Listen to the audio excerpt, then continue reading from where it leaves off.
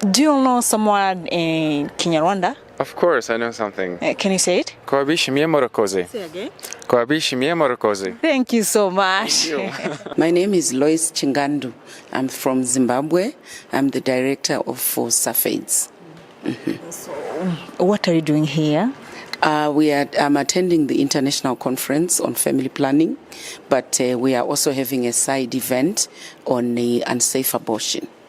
Hey everybody, this is Menya Kubaho on Victor TV. I'm UWERA JOSELYNE. Today we are going to talk about what is family planning or what is importance of family planning. Alan, he's from Tunisia. He's going to explain what is importance of family planning.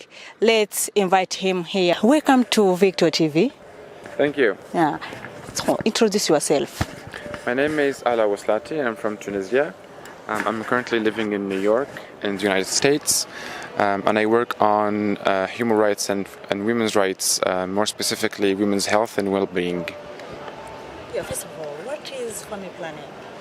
So family planning is the range of methods and tools that we want to give to people so that they can have power and they can make decisions, free decisions about when to have children and how to have children and if to have children at all. So we just want to give people the tools and the methods that they need to be able to live their lives freely and have the choice and be able to make decisions about themselves. Why family planning is so important to a country like Rwanda? So we think that in many places in Rwanda and sub-Saharan Africa, women do not have the information, right? So for us, what is important is that women and girls have access to information to be able to know what they can do and what they are able to do when it comes to planning for their lives and planning for their futures. Sometimes women do not want to have children, but they end up having 10 children or 20 children sometimes.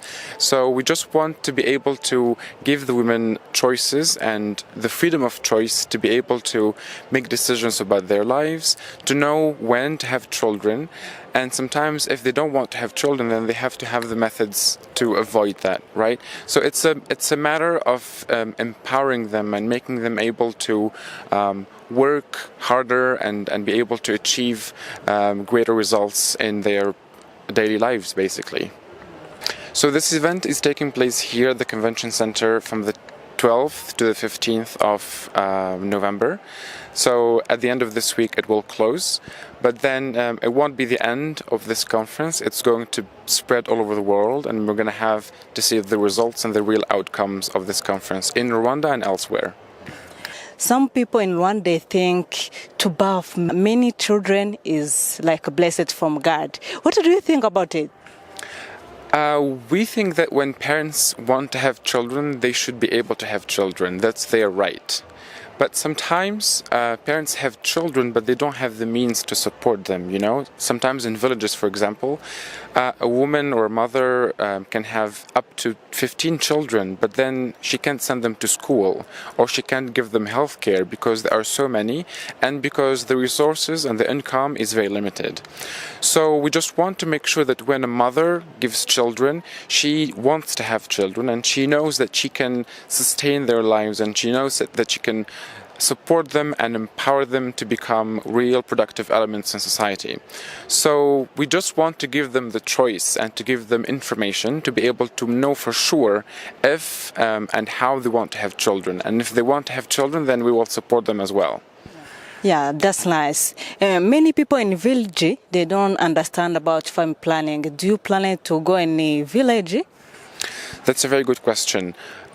So this is a very big conference. We have over 3,000 people, and it's very big because we want the impact to be big. And that also includes the villages and the rural areas in Rwanda and other parts of Africa. We have here many people coming from rural areas and from the suburbs of big cities in Africa. And the idea is that when they go back to their communities and to their homes, they take the information and they take the resources with them and be able to spread that information with their colleagues and their communities back home to be able to make the impact a little bit more broad and more sustainable. Yeah, that's good. That's good. So Give me the impact of family planning. There is a good side and there is bad side. I don't think there's a bad side. Maybe there's a bad side if we think about it as the opposite of an option, as something imposed on people's lives. This is totally about freedom of choice. You know, if a woman or if a girl is interested in having control and power over her life, then that is the best outcome and the best scenario. We just want people to be able to access information and access tools and resources that they need to have healthier lives and to make informed and healthy decisions. And obviously this is voluntary, so if people are not interested or do not want to take part in this at all, it's also their right not to. There is some people who say, I have money, and if I birth the men children, I can take care of them. Is it a problem? If people have the resources and can sustain their children and can sustain a large number of children, and they willingly and freely want to, then it is absolutely their right to do so. So again, it's all about human rights. It's all about their rights to choose what they want. If they know for sure that they can sustain a large number of children and be able to support them and send them to school and give them health care and protect them, then that's great. Then they should be able to do so. If they don't think so, then maybe they should opt for family planning to be able to reduce the number of children and make sure that the children they have already have access to school, to health care, and are empowered in society in general. Yeah, that's nice. Allah, you are from Tunisia. Yes. So can you tell us about Tunisia? How is Tunisia? Is it some people from Tunisia understand about family planning? So Tunisia is also in Africa, so I'm also African. It's in North Africa. And in Tunisia we have family planning laws as well, and we have reproductive and sexual health and right laws implemented in our country. And statistically speaking, we have advanced rules and advanced laws when it comes to family planning in the capital and also elsewhere in rural areas. Of course, the situation is not perfect in Tunisia, so we're still learning from other models and other best practices about how to empower and to make populations resilient and strong and healthy and safe. But I think it's a good example when it comes to women's reproductive health and sexual health and family planning in general. So should come visit Tunisia if you want. Thank you. You invited me. Absolutely. Okay, I will come. First of all, can you tell us about 5 or importance of family planning? So the most important thing about family planning is that it gives parents and larger families and communities the freedom of choice. If you are not sure about your income, if you're not sure about your social and economic status, then family planning could be the best option for you to have control and to gain control over the way you conduct your life and over the way you conduct your family and your household. That's number one. Number two, it can prevent a lot of, as I said earlier, diseases and illnesses that might be transmitted sexually. And number three, I think it is a very big tool to empower women, especially working women and girls who are in school, and to give them the time they need to finish their education, to finish their jobs, to be able to gain and acquire qualifications and experiences that might make them productive and strong elements in society. Alan, I'm going out of this topic. Can you tell me the things you like in Rwanda? I love Rwanda so very much. I lived in Africa, obviously. I'm from Tunisia, and I lived in other parts of Africa as well. And I think it is one of the most beautiful countries I have visited in Africa and the world. I think it's very clean. I think people are very polite. They all speak French and English, which is great. And I can't wait to discover more of Rwanda and to visit other parts of Rwanda except Kigali. So yeah, it's a very beautiful place and I'm very happy to be here. One thing, I think People in Rwanda and Africa should think about the future of their next generations, of their children. I think people should focus more on what's next to come.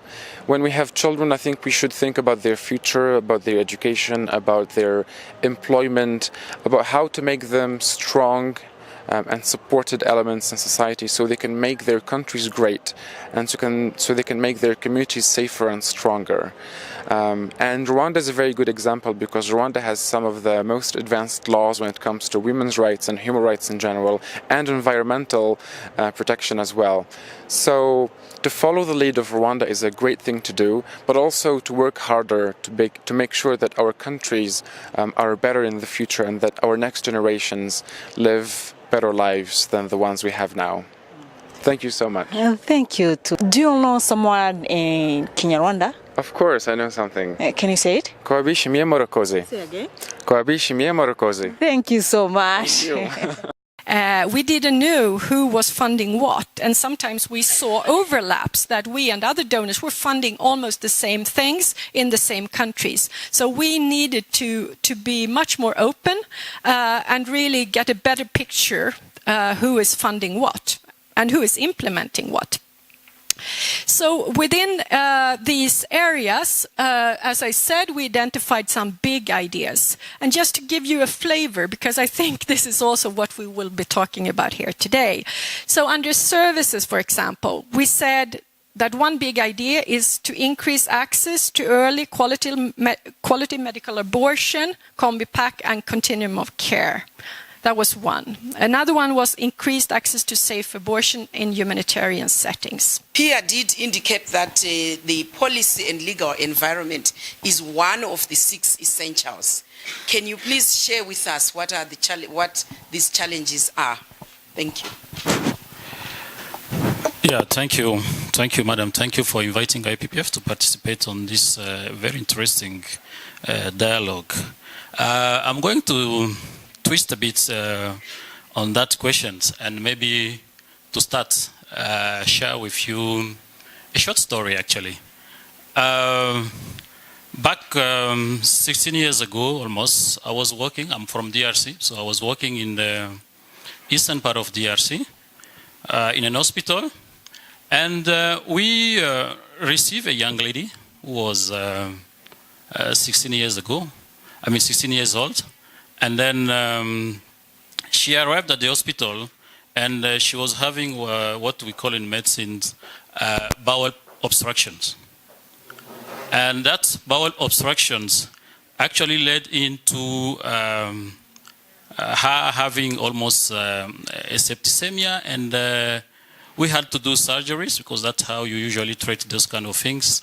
And cut, I think, almost 1 meter or 1.5 meters of our intestine, and unfortunately 2 days later she actually passed, she died. So you will ask me what is the link between what I'm saying and the topics. Something that I omitted deliberately is a few months ago that young lady had an unprotected sex and found herself pregnant. And because of the fear of our family, especially I think our father, she couldn't disclose about that pregnancy. She wanted an abortion. And what she did, she went to see somebody, and should I call it an unqualified staff?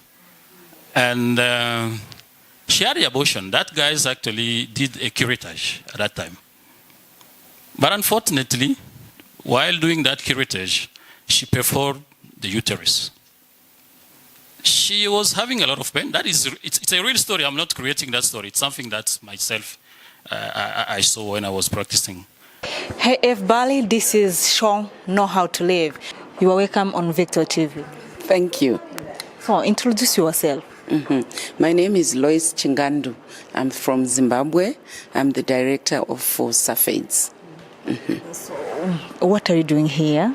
I'm attending the international conference on family planning, but we are also having a side event on unsafe abortion. When you say unsafe abortion, what does it mean? It means this is when a woman will go and access an abortion through a clandestine service provider who is not trained, through unsafe environment, and they can end up very, very sick. Yeah. Wow, that's nice. Can you tell us about abortion or problem or impact of abortion? I want to start by sharing that before we can even talk about abortion, we have to talk about preventing the pregnancy in the first place. But the challenge we find is that a lot of young girls cannot access. So when young people access unsafe abortion, they normally end up with very serious complications. Some of those complications include the fact that they will never be able to have children later in life. That is if they survive. But in some cases, they actually die from a lot of bleeding and from more complications to the uterus. So as the people who make policies, we must always really think about these things, and we must make sure that we protect our young people. By first of all, if a young person is coming to ask for family planning, we must know that it means that that young person is already having sex. Otherwise, why would they be looking for family planning? So we should not put regulations to say you can only have family planning if you are this age. We should be thinking about you should have family planning if you are having sex, because that's where the danger starts. So we, in this region of ours or within SADC, a lot of our young people are dying from more unsafe abortions. So at this meeting today, we were talking together as governments, as a civil society, as funding partners on how can we reduce unsafe abortions. And one of the things we agreed is that everybody needs to do their part, starting with the parents at home. Are we talking to our children about growing up, about protecting themselves, about how they relate to the opposite sex? And also talking to our boy children, because it is the men and the boys who are making the girls pregnant. A man must be asking their partner, are you on family planning? If she's not, he must look for protection himself. It's not only the girl's responsibility to protect a pregnancy. This is a shared responsibility, and this is what we need to emphasize. When we go to the churches, we find that a lot of churches will say, we don't want to hear about abortion, don't talk about abortion. But the truth is, before we get to the abortion, something has happened. You know, what is it that as churches we are doing to prevent abortions? The churches also have a responsibility there. We often just talking to young people and saying abstain from sex is not enough, because young people don't always have sex because they have a choice. Sometimes they are raped during a date. A young girl can go on an innocent date with a young man, and they end up with alcohol in their drinks or some drugs in their drinks, and then they are raped. And they are afraid to report, and they end up pregnant, and then they need an unsafe abortion. From there, you also find that even in the home, young girls are getting raped. And when she finds that she's pregnant and it's an uncle or a neighbor or a relative, she might not report the rape. Instead, she would try to have an abortion. So we should not just condemn abortion and say it's wrong. We must look at the things that are happening in society that are pushing this girl to abort. If we go to the policy level and we look at the politicians, they are putting policies where they are restricting and saying you can only have an abortion when this has happened. What about if I am pregnant as a young person and I don't feel that I am ready to be a mother? What about if a 9-year-old is pregnant but they have not been raped? But we know this is still a child. She can't have a baby. Why can she not have an abortion? So there are lots of circumstances. It's not as easy as we try to make it. So it's not a right or wrong, or I'm for and I'm against, because there are circumstances that surround a young person before they can get to the point of saying, let me go and have abortion. So if we also look at the fact that, assuming a girl finds that she's pregnant, what is better for her to have a safe abortion in hospital than to end up in a backyard with an old woman with all sorts of things? Some young people even take jik, you know that jik, they take it to cause an abortion, and in the process all their intestines are eaten by the jik because it's acid. So we can protect our children by making it safe. And it's very easy when it is safe. There are tablets that a person can take to abort nicely and cleanly under the care of a doctor. But that can only happen when governments themselves allow and say it can happen. And when the nurses and doctors stop moralizing by saying, in my church, I don't believe in abortion, and then refuse an abortion. How can a doctor refuse to do an abortion? Sorry, don't you think it will be the conflict between the family? Let me give you an example. We are a family. You just pregnant, and I'm your husband. My wife need to do abortion because she's not ready, and I don't agree with her. Do you think it doesn't be the conflict in the family? Yes, it can cause conflict if the husband says no and the wife says, I want to have an abortion. But we must understand that even if we are married, we are also still individuals. A woman must still have the choice.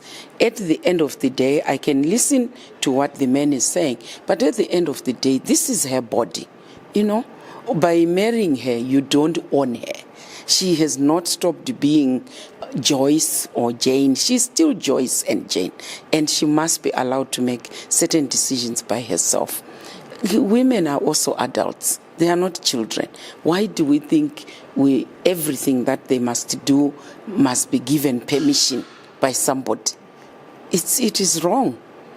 Yeah. Okay. So what do you think? In Africa, some people from Africa, they think to birth man child is blessed from the God. What do you think? Mm-hmm. Children are a blessing from God. I fully agree with that. But this blessing that God has given us must come at the right time.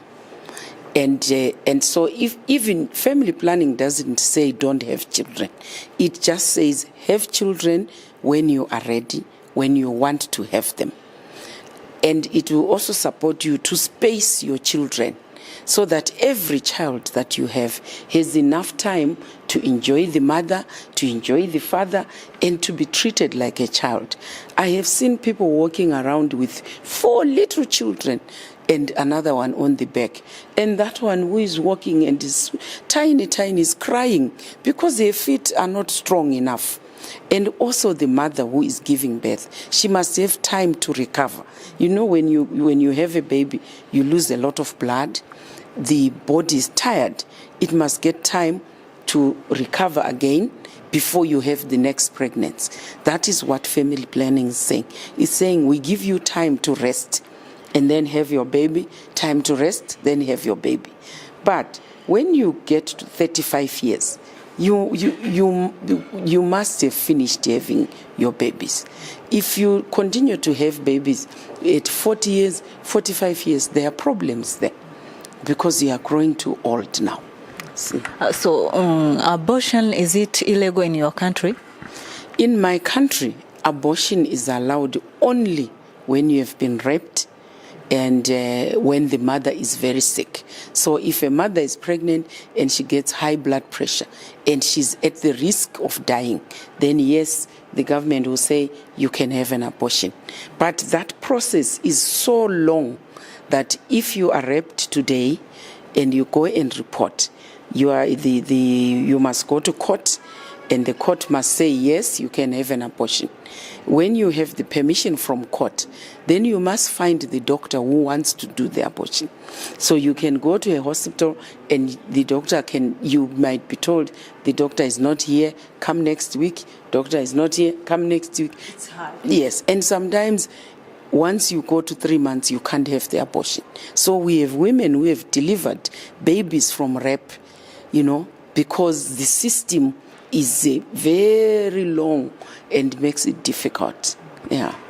In Africa, many countries don't allow about abortion. So what do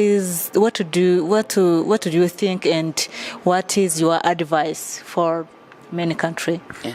This is why we came to this conference. Here we are meeting with many countries, and we are discussing that it is wrong for countries to not allow abortion. Abortion must be a choice by the person who is pregnant, because they are the person who is pregnant is the one who knows if they are ready to have a baby. We have seen young people having babies and throwing them in the bin. Is that good? Or having babies and killing them, or having babies and dumping them on someone, and there is no one to look after that child. Is that right? This is what we are talking about here, that the countries need to change the laws. They need to make abortion allowed, and then they must provide family planning so that the young person doesn't need the abortion. If every girl was using family planning, we don't need abortion. But if we don't make family planning available, especially in rural areas, the tablets are not there. Or if a young person goes to the clinic, they are told, you are too young, you shouldn't be doing this, you shouldn't be doing this. By the time you are saying that, it's too late. If you want to educate your daughter, you must do it very early. Don't wait until she's having sex to start saying, you are too young. Because by that time, you are already late. The bus is going. Yeah. Thank you so much.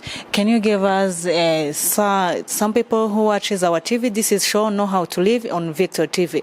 Last question. You can tell us. We can give advice for the youth and to everyone.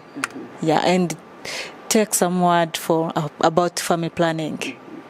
The advice we always give young people is that you want to live a fulfilling life, and living a fulfilling life is based on the choices that you make. If you make a choice that you are going to have sex, then you must make a decision to protect and make sure that you are protected. When you don't make good choices, you end up in real serious problems. Unwanted pregnancy, unsafe abortion, you can die from it. Focus on what is important in your life, which is your education first. When you have an education, you are kicking poverty out. If you don't have an education, you will be poor. And when you are poor, then you are faced by all these problems that we are talking about. Thank you so much. Thank you. This is show Know How to Live on Victor TV. We was talking about family planning and abortion. I think we will see tomorrow. This is Know How to Live. UWERA JOSELYNE. See you again on Victor TV. Ciao.